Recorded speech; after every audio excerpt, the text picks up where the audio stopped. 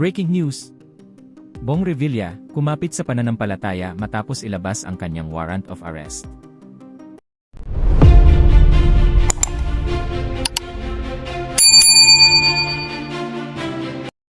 Kumapit sa pananampalataya si dating Senador Ramon Bong Revilla Jr. matapos kumpirmahing may inilabas na warrant of arrest at hold departure order laban sa kanya, ayon sa isang video na ibinahagi niya sa social media.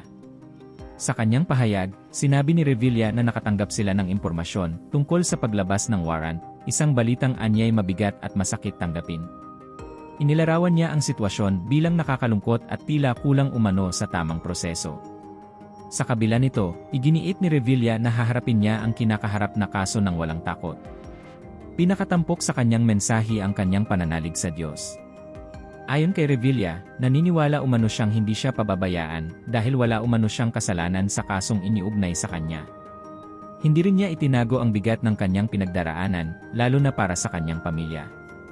Sa pagtatapos ng video, muling bumalik si Revilla sa pananampalataya at humiling ng dasal mula sa publiko habang hinaharap niya ang sitwasyon.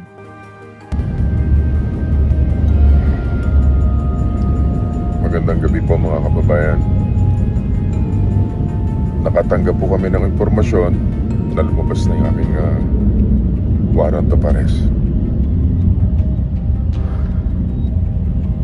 Nakakalungkot po, parang wala yatang due process.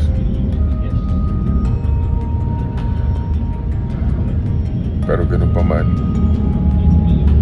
haharapin ko to ng walang takot. At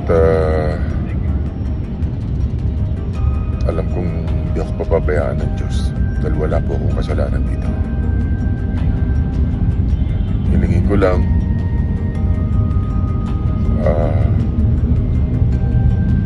hingi ako ng panalangin at patatagin niyo rin po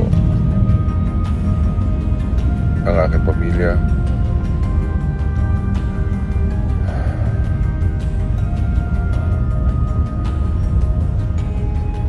May paliwanag ko ang nararamdaman ko sa totoo lang.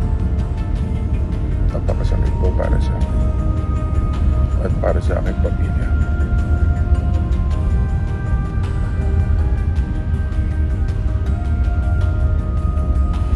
Yun lamang po, maraming salamat.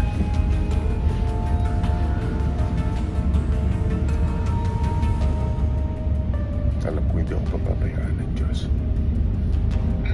Thank you po sa inyo lahat. Please pray for me.